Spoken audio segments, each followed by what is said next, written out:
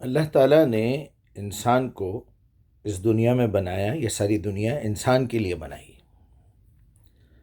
اور اللہ تعالیٰ نے آدم کو کچھ کلمات سکھائے، عربی زبان سکھائی کہ ایک اچھا خاصا چلتا پھرتا آدمی بیوی بچے رکھ سکتا ہے۔ اس کو 40 سال کی عمر میں لگ بھگ اس دنیا میں اتارا، جنت میں رکھا، اس کے بعد اتارا۔ یہ اسٹوری کو ماننا ہو تو مانے، نہ ماننا ہو تو نہ مانے۔ پھر کچھ کلمات سکھائے، اس کا ایک بیس ہے۔ اللہ کے پاس جو الفاظ کا معنی اللہ نے بتایا ہے، اگر آپ وہ سمجھیں گے تو آپ اس منشا کو سمجھیں گے کہ اللہ سبحانہ و تعالیٰ ہم سے کیا چاہتے ہیں، کیا کہنا چاہتے ہیں۔ اللہ کی نظر میں کافر کا مطلب کیا ہے، اللہ کی نظر میں اسلام کا مطلب کیا ہے، ایمان کا مطلب کیا ہے، صبر کا مطلب کیا ہے، اللہ کی نظر میں صلات کا مطلب کیا ہے، ذکر کا مطلب کیا ہے۔ آپ اپنی طور پہ جو چاہے اگر بنا لیں گے تو اس طرح چلنے والا نہیں ہے، اس طرح نہیں چلے گا۔ آپ کو قیامت کے دن پچھتاوا ہوگا کہ میں کس نالائقی میں گزار کے زندگی یہاں پر آ گیا۔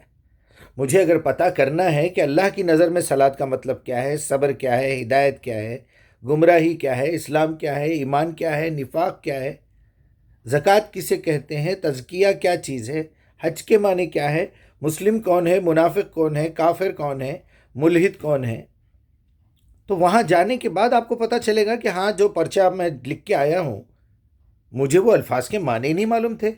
عبادت کا مطلب کیا ہے، ذکر کا مطلب کیا ہے، یہ تو میرے بڑوں نے مجھے غلط بتا دیا، اور مجھے 60 سال 50 سال کی عمر میں یہ توفیق ہی نہیں ہوئی کبھی کہ میں اللہ سے پوچھوں کہ میرے مالک آپ کی نظر میں اس کا مطلب کیا ہے۔